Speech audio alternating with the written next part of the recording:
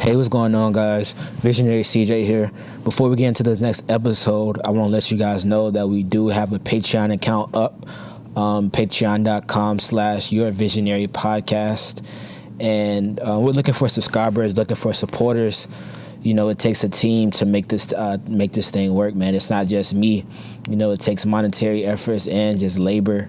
You know, it's not easy, but you know, it's worth it for the impact that we're seeing. And so, if you guys wanted to help out and make this effort easier, you can go to patreon.com/yourvisionarypodcast, and you can go there to support. We have different tiers, and each tier comes with something new. It's super exciting. I'm excited to see where it goes. You know, we're doing unreleased episodes.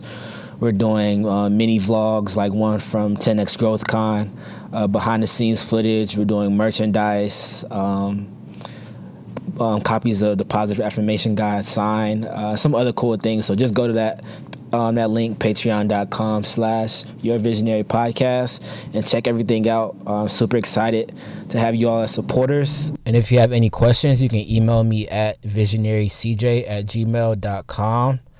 There it is, guys. Hope you enjoyed the episode. Peace.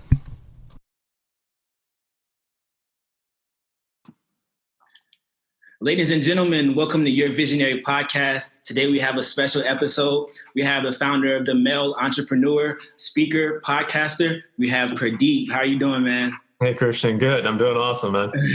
Awesome. And first, I just want to thank you for your time. You know, I know you're a busy man, but I really appreciate you taking the time to connect with me. Hey, I appreciate being part of this, and I definitely love being able to work with someone like you. I see your passion, man, and it's contagious. Awesome, bro. I love it. And so how we start this off, man, we always ask, what is your purpose statement and why? Yeah, you know what? It's pretty simple. My purpose statement is to make the world a better place. So, you know, I know some companies, some businesses like to make it complicated, but I keep it as simple as possible.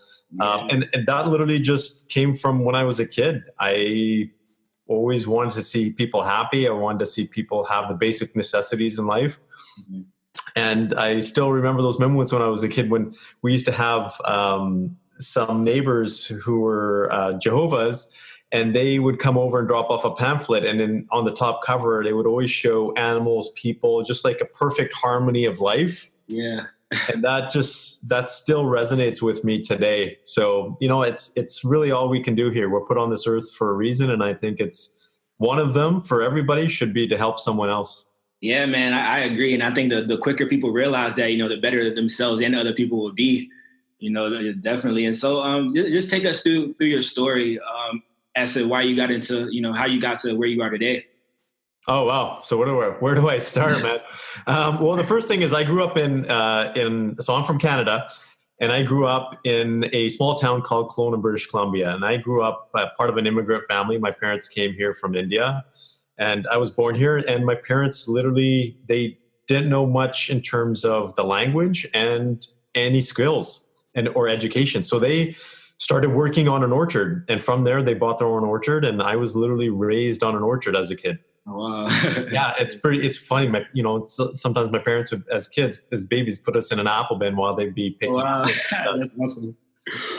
So I learned the importance of work ethic, of appreciating things in life, the small things, especially of nature, and what it takes to run a successful business, how you treat your employees, how you have pride in the work that you do. Yeah. And I learned that from my parents. And from there, what I would say is I literally just became fascinated with how do you run a successful business. Yeah. The interesting is my parents kind of pushed me down a different path. They wanted me to go down the academic path. So I went in and they wanted me to be a doctor. I went in, but that wasn't my passion. So I kind of switched in. I've done chemistry, I've done like business, I've done innovation, and I fell into the corporate world for 14 years, and I was a successful executive. And one day I just walked into work and I wasn't happy. Like, I was making great money. I had a killer career, a career path. Yeah. But something inside of me, like I didn't have that fire anymore. Mm. And that passion and that drive. And I literally just walked into work one day and I quit.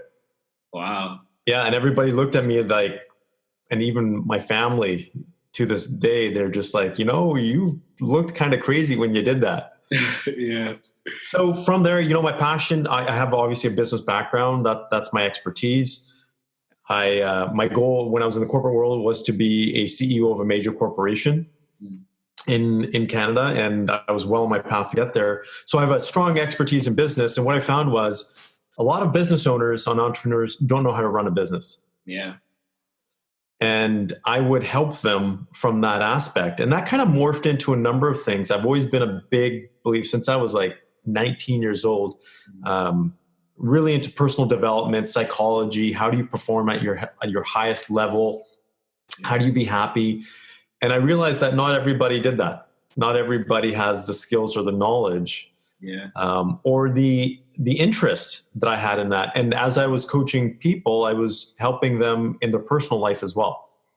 Mm-hmm. So it became helping them in the business and then helping them live happier lives. And it just kind of morphed.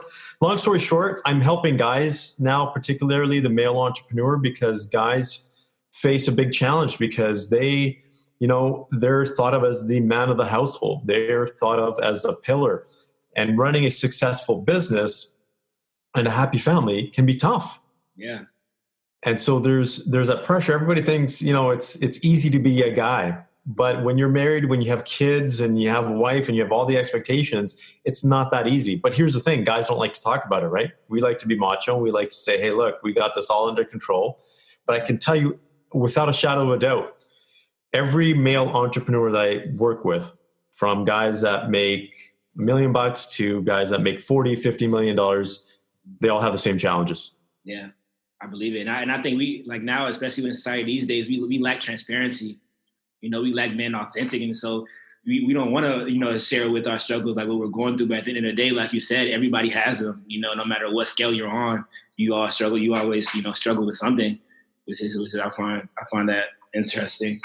You're absolutely right. And rest assured for you listening, for those of you listening, that if you feel a certain way, I can bet you anything there's someone out there making $100 million, even $1 billion that feels the exact same way. So you're not the only one out there. Yeah, right. And I think most of my listeners are, college age students. And so right now we're at a position of our life where we're trying to figure out which direction to go in, and so, many of my peers, they're scared to talk about that. They're scared to talk about not knowing, they're rather just hide instead of expressing that they're trying to figure everything out. You know what I'm saying? And yeah. So I always try to encourage my listeners to reach out to other people, network, because there's always somebody that's going through the same struggles you're going through, no matter what it is.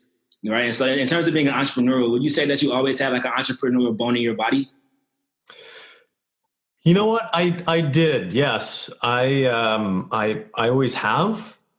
There's, I would say, different degrees of entrepreneurism. There's guys that like a ton of risk that are out there, the deal makers, they're the shakers. Yeah. I would say that's a different level of entrepreneurism. Mine is really to see, have a successful business. I'm not out there to have 15 companies and sell them and continue to go different ones. So yes, I did, but I also had a different background where it was more, here's what I share with entrepreneurs. You can become an entrepreneur and not really have an entrepreneurial mindset. And sometimes you get yourself in trouble. So a lot of entrepreneurs get into business because they're creative. They have a skill, or they have an idea and they just fall into it. But when it comes down to running a business and growing that business, they don't have that skill. So to answer your question, long story short, yes, I had that, but I also had to learn a lot of it. Yeah. And I also realized that to be a successful entrepreneur, you have to partner with people that have the skills that you don't. Wow. So for, if you're listening and if you're creative, but you're saying, I don't know anything about numbers or making a deal or that kind of stuff, well, you can learn it or you can partner with someone. Yeah, that's amazing. You hit an interesting point there. You said anybody can be an entrepreneur, but not everyone has the entrepreneurial mindset. Can you explain what that entrepreneurial mindset is? Yeah, the entrepreneurial mindset, I would say specifically, and I want to make this very clear, just because you don't have the mindset doesn't mean you can't be a successful entrepreneur. The entrepreneurial mindset is that mindset where they are the movers and the shakers. Mm-hmm. They're the ones that like to take risks to make the deals, right? They're the ones that I was telling you that naturally think, how much money can I make from this based on this type of a deal? I can tell you right now, being an entrepreneur, my type of personality as an entrepreneur, I have a tough time thinking about making money because I'm about serving people. Yeah. So the first thing that pops into my mind is not how much money I can make, what kind of deal I can make, but how do I help this person? Yeah, and it's crazy. I feel like I'm the same way, like the money isn't always at the top of my mind. I'm thinking, how can I impact? Because like my purpose statement is I help people find happiness in their struggle. And so like you said, everyone struggles. My goal is to find, help people find the happiness throughout that. Yeah, that's awesome. I love that. Yeah, I feel like there is happiness in every struggle. And so we kind of relate in that, I always try to help, but I know at the end of the day, it is a business. So I have to, figure out how can I help, but still turn them into customers at the same time, Yeah, you know what? Someone like you, it doesn't sound like you're in that mentality, but this is something I learned a while ago. So obviously what I do is business coaching and mentorship and stuff like that. And I was at that time savvy enough to know that I needed mentorship in certain areas. And one of my first mentors said, hey, look, Purdeep, you have a social worker's mentality. You just want to help everybody and not care about the money. But that's not going to help anybody at the end of the day. And that took me a while for it to sink in. Yeah. And then I realized, the more I charge, right? I charge a premium now, the more I'm able to not only donate, but, be available to do other things, but I can just help more people. I can scale better. I can scale my business. Yeah. How did you really break that barrier? Because I know because like you said, it took you a while to really process that. How do you break that barrier between, okay, I want to help these people, but at the end of the day, it is a business. So I have to figure out how I can charge them to feel okay with it or do it so you're not pushy with it. You know what I'm saying? Yeah, no, that's a really good question, Kirsten. So that's what I work with a lot of entrepreneurs on is what I call part of being the male entrepreneur is about what I call the masculine mindfulness, which is about being within your masculine, your thought pattern, who you are naturally, but also being mindful. And a lot of people aren't mindful of their emotions and mindful of how their emotions direct them. So there's a reason why people sometimes think money is bad or they want to work for free and help people because it's fulfilling a specific emotion within them. And what I do is I help them identify what those emotions are because sometimes those emotions were created when they were a kid or they watched a movie or something where it's told them that you have to work or help people for free. Well, that's not the case. There's a lot of rich people that do a lot of great work and charge a lot of money. Yeah. So it's all based on perception and beliefs. Yeah. Beliefs. Yeah. You hit on a big one there. Beliefs. And looking at your background, I see you have a large bookshelf, 2 bookshelves there. What are some books that you've read to really help you take on the entrepreneurial mindset you have, thus far and just give you some of that crucial knowledge that you use every day? Yeah, interesting. So I would say there's 2 types of books, right? There's the books that are kind of technical out there. The books that really have made a difference for me are the ones that really broke me out of my, what, people call mindset, which is, I'm really passionate about The War of Art. That's a really good one. And, I won't spoil it for people, but it talks about, if you're feeling resistance to do something, there's a reason for it. And, it's a really cool book. I would encourage anybody that has an artistic bone in their body to really read that one. There is Scoville Shin's book on the complete works of Scoville Shin. This is a really good one. It's about spirituality. The Think and Grow Rich is obviously a classic one. How to Win Friends and Influence People. That's really classic one as well. There's so many I could mention, but my all-time favorite right now at this point is probably The War of Art. Yeah, I've never even heard of that book, but I consider myself an artist, as well as an entrepreneur. So I definitely need to check that book out. I'm going to get on it as soon as we. Well, I can break it down to the fundamental premise of what it talks about. Yeah. Is it's not about competition with other people. It's about finding your territory. What is it that you are an expert at or want to be an expert at, and owning that and being passionate about it and not giving into what the author calls resistance. Because everything that we want in life that we are working so hard for, there's always some kind of resistance. And if you're feeling resistance, it's a good thing. It means that you're going down the right path. Yeah. So it just talks about that. It was a huge eye opener for me. Just so I can obviously share, just add on to my story there, is because I was struggling there for a bit, because I've always grown up being the best at what I do. Oh, wow. And I wanted to own a category where I was the best, but I'm like, what category do I own? And it took me forever, but because I just kept putting myself in other people's categories. And I think people do this. People do this in school as well, in college, right? You're always competing with grades, or, who's the top kid in this class, or, who's going to be the top graduate. Yeah, especially with social media these days. It's a huge platform for people to just compare and people's highlights. Right? It's like a disease, man. It's like, oh my gosh, it is. It's like, I know as an entrepreneur, it's kind of tough. Well, I speak for myself, for me, because it's like trying to use social media for my business, but still stay away from distractions at the same time. And so that's one thing that I'm focusing on right now. Is just like, how can I, optimize social media instead of using it as a distraction? Yeah, a lot of people face that, especially in your industry. People that obviously use digital marketing. Yeah.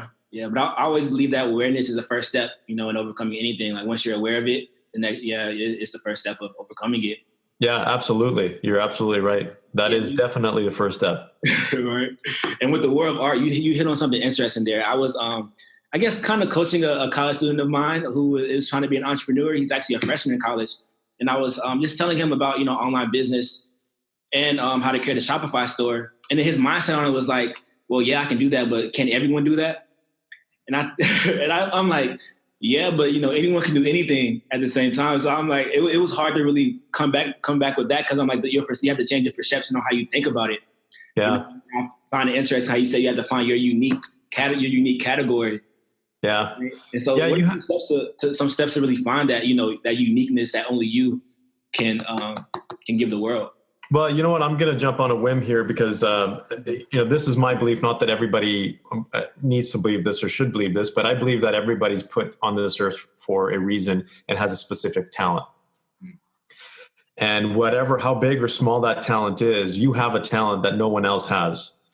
You just need to discover it. And you may even know what it is, but not be confident in feeling that it is a talent. And because there's other people that you feel, this is a big one that I come across with entrepreneurs. And I felt this way myself. Well, I'm not good enough because so-and-so or that person can do it better than me, or I perceive them to be able to do it better than me. Because let's just say if I'm starting off a business, they already have a business that's making a few $1 million. Well, that's tough for me to have confidence in, right? It's like, who am I coming into this person's territory or this business's territory? And what value am I going to add to the clients or customers that's going to be better than them? But there is. Everybody has a unique talent. How you find it is, you look within. I'm a big spiritual person. I'm a big believer in meditating. Some people pray, but meditation is a big one for me. That's how I found the male entrepreneur and what I call the masculine mindfulness, because that's two sides of who I am. Is the mindfulness, right? Mastering emotions, but on the masculine side, because I'm very much about being a strong husband, father, man figure in society, because, we're seeing a lot of it with a lot of the politics that's happening right now. What happens when you have crappy leadership in men? Well, it impacts all of society. Yeah. So I would just say, search, test it out. Don't be afraid.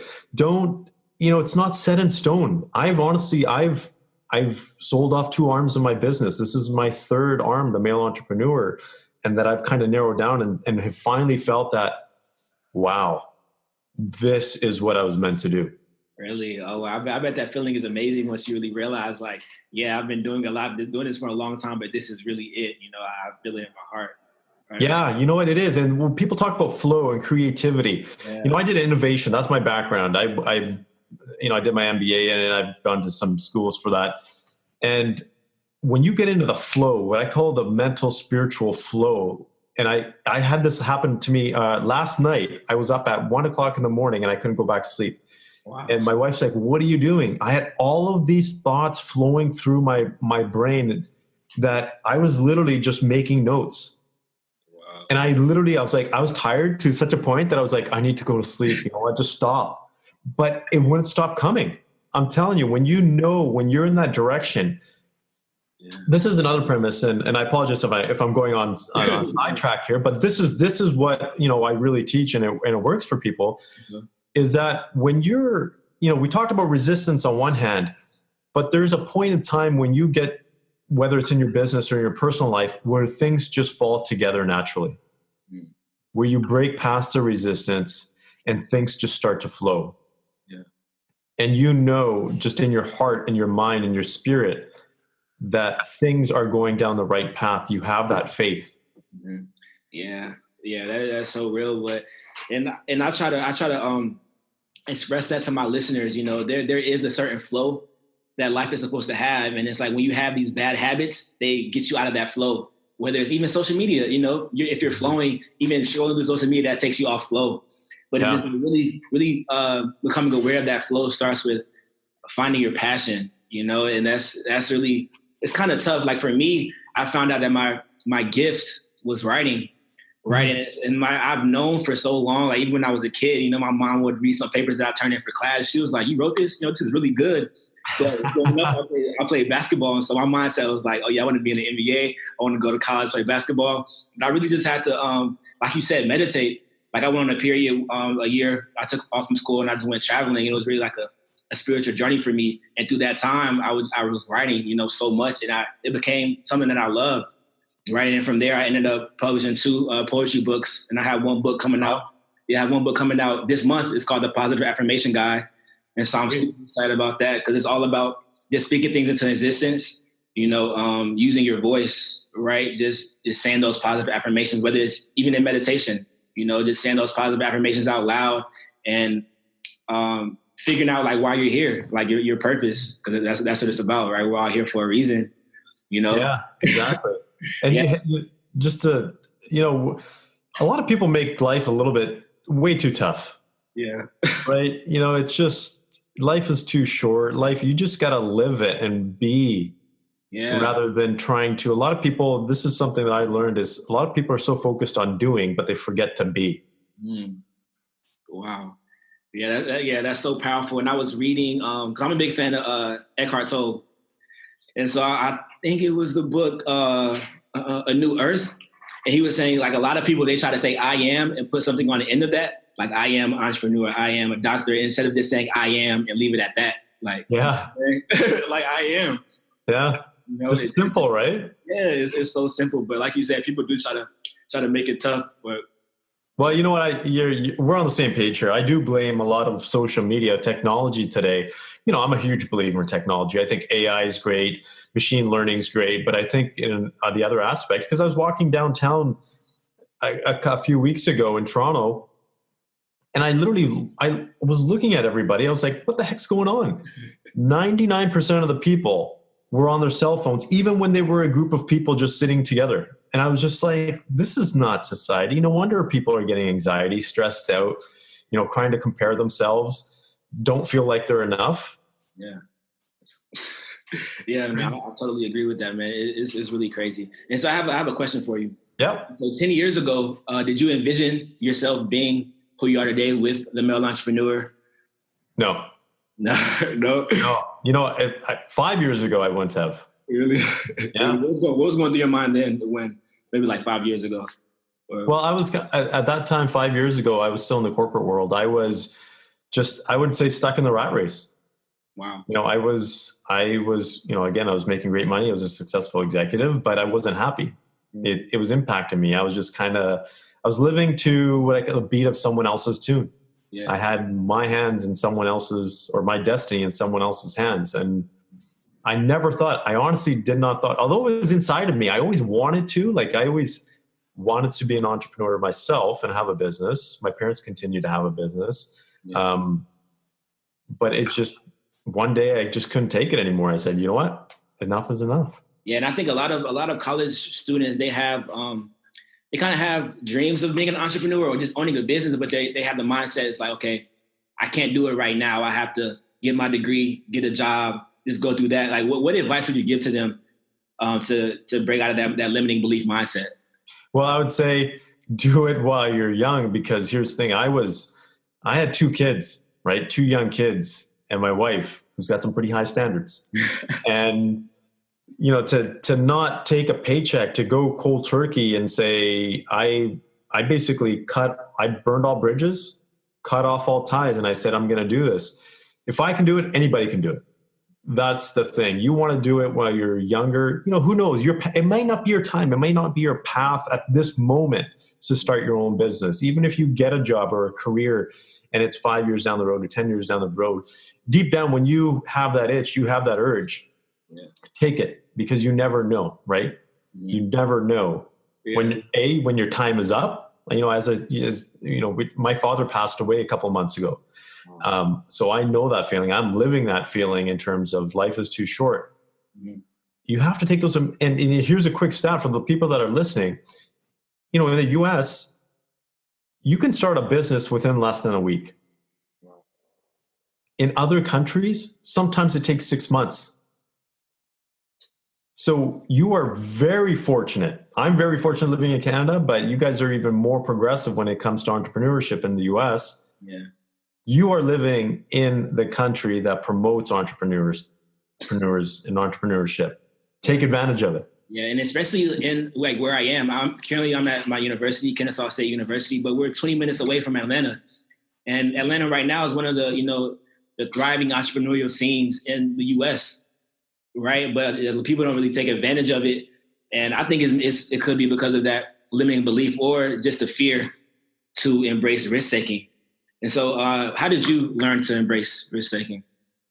Well, risk-taking is really, if we take a look at it, business is, 3/4 is emotional. It's what I call the mindfulness, right? The other quarter is just tactics. So 25% is business tactics and strategy and stuff like that. 3/4, 75% is how you manage your emotions. Mm. So if you can learn to manage your emotions, you can learn how to be a better business person and actually start your own business. So how would I suggest you do that? I have a process that I take people through, but I would say sit down and really identify, what kind of life you want. Mm. And if you can put that in writing, and then write down all the fears as to what you think is holding you back, and really sit back and say, are these really true? Wow. Right? There's a saying out there, what is it? A warrior dies but one death. I don't know exactly what it is, but a coward dies 1,000 times. Hmm. Right? Because every time we worry, we end up slaying ourselves. Yeah. Right? Rather than biting the bullet and saying, I'm going to do this. If one day it fails, whatever, that time will come.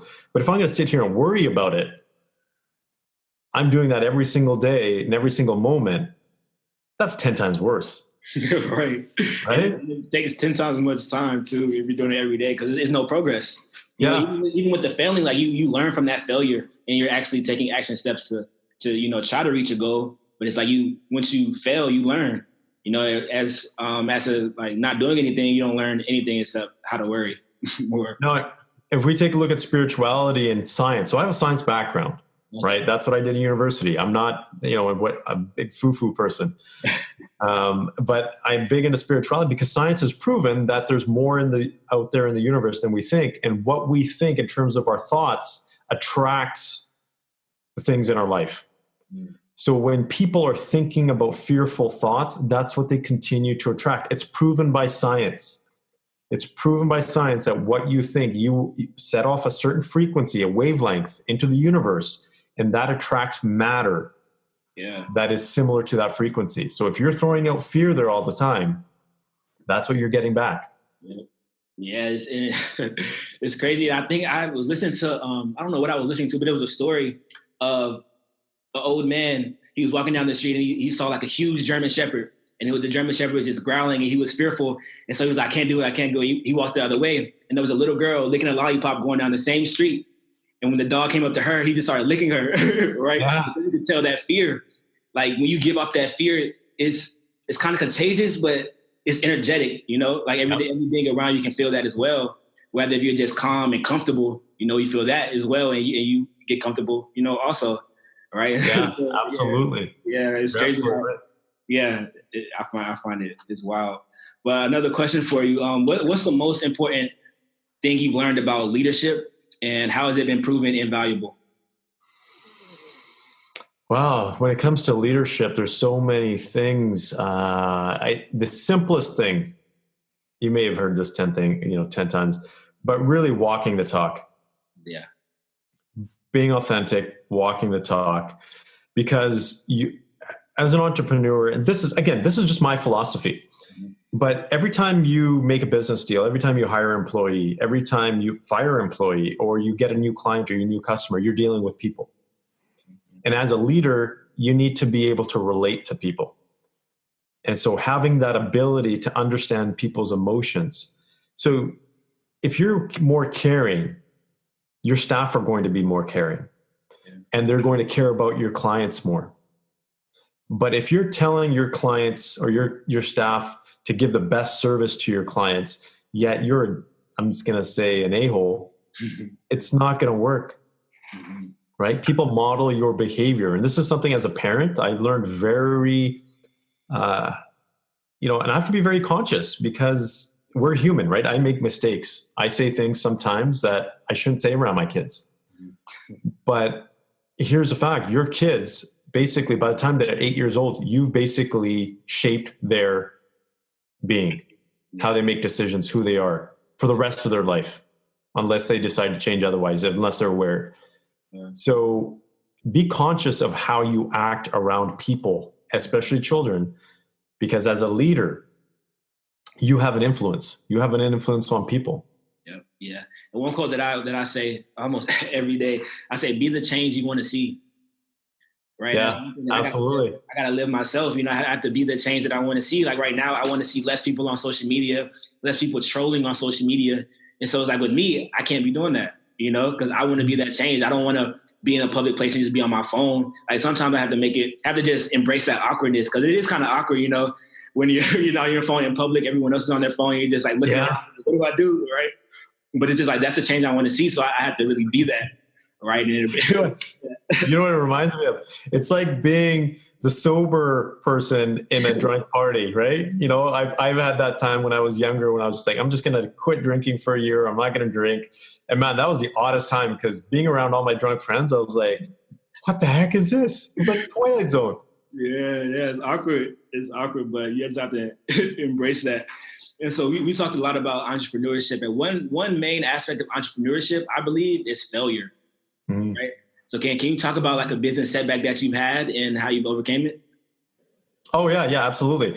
I would say within the first couple of years, things were going good, but I would say one of the setbacks was finding my unique value proposition, because I pride myself, and going through my path, I basically got so much knowledge about business and so many different aspects that I didn't know how to present to someone, hey, look, this is my expertise, because I just knew a lot about marketing, sales, operations, building high performance teams, that it took me a while. And I just, for literally a year and a half, 2 years, I struggled. And I probably could have tripled my revenues. Wow. And how I overcame that was I literally just said, you know what, I need to do something different. And just made that leap of faith, made that step. And as soon as I made that step and put it out there, again, part of the universe, when you put an intention out there, a thought out there, it has a funny way of throwing it back at you. Yeah. Awesome. That's awesome. And it's crazy. Like everything, it seems like it always comes back to that emotion, the energy you put out there, the affirmations, right? Like what you put out is what you get back. And so, I think that's very powerful. And I want you to give some advice to college students, right, who are struggling with, how do I want to say it? Struggling with managing their emotions. All the things going on, just trying to balance everything, all the expectations you set for yourself, the uncertainties. How do you really just embrace your emotions and manage that? Yeah, the first thing, like as you mentioned, is awareness. And Yeah, people have to understand that they are 100% in control of their emotions. And I know a lot of people don't think that. Even when they say it, they don't think that, but you are. And Shakespeare said it the best. There's no such thing. Well, I can't remember exactly how he said it, but there is neither good nor bad, but thinking that makes it so. Yeah. Right? And it's so true. If you take a look at how to control it is just, or how to deal with your emotions is to know that you have complete control. And here's one thing that changed my life forever. It is have 100% accountability for your emotions and your situation. Wow. When you have 100% accountability, you are not giving control to anybody else. What most people do is say, yeah, you know what, maybe 50% of it is my fault, 50% is the other person's fault or the situation. Or some people are even a little bit more generous and they say, okay, I'll take 90%, but 10% is still the other person's fault. Yeah. Anytime you give even 1% of accountability to someone else, you just lost control. You just lost control of your emotions. Wow. And degree of control, and it's been proven through research projects, is that the more you believe you are in control of a situation, the better your performance will be and the better your outcomes. Wow. Yeah. That is so powerful. And I agree with that 100%. And so we're getting to the end of this interview, and I want to ask you one more question. But before I get to the question, my listeners always ask me, like, how do you find these guests? How do you find these guests? And so I want to just share how I met you. Yeah, absolutely. Yeah, and so we met on LinkedIn. We connected on LinkedIn, and I was reading your bio, founder of the Male Entrepreneur, speaker, podcaster, and I reached out to you. I was like, hey, I'm a podcaster too. Like, I would love to connect with you. And then you responded back, like, sure, let's do it. And so we set up a time to talk. It had maybe like a 20-minute conversation on the phone. You gave me some great tips. I told you what I was struggling with, which is getting up earlier and just fixing my morning routine. You gave me some great advice, and I really appreciated it. But, yeah, my pleasure. Yeah, but I just met you from reaching out on LinkedIn and just putting out that positive energy, and that's what you gave me back. And so, just to my listeners, I didn't know you maybe like a month ago, but we met. We connected, we clicked, and now here it is. Yeah. Just put it out there. Positive intentions, right? Right. Just put it out there. And so, and this last question is, if you can give any advice to your 21-year-old self, what would it be and why? To my 21-year-old self. Yeah. I would say have more belief in myself. Mm-hmm. Yeah. Wow. That's what I would say. Yeah, why is that? Even though I was fairly confident at that time, I don't think there's a difference between confidence and faith and belief, I think. Mm. Sometimes you just have to have faith, knowing that you may not have the skill, you may not have the talent or the ability, but you can make it happen. Yeah. And that for me, I think would have been the best thing, because even at that time, I was great at many things, but I still didn't live to my potential just because I didn't believe in myself. Mm. Wow. Awesome. Yeah. And and another part would I would say is, this is the biggest thing, is always compete against myself. And I was fairly good at that, but I was probably at that time, I got a little bit consumed with competing against others. Yeah. Yeah. So that's what I would tell myself, is just focus on, finding my own niche, finding my own territory, and not focusing on what anybody else is doing. Awesome, man. Great, Ryan. I thank you again for sharing your time with me. This has been a fun episode. I know, everyone's going to enjoy it, going to love it. A lot of valuable things you said, and I appreciate it again. Yeah, awesome. My pleasure. Again, I'm truly pleasured by being part of your show there, Christian. Yeah, no doubt. And can you tell all my listeners how they can find you? How can they find out about the Male Entrepreneur? How can they, find you on the internet, social media, anything?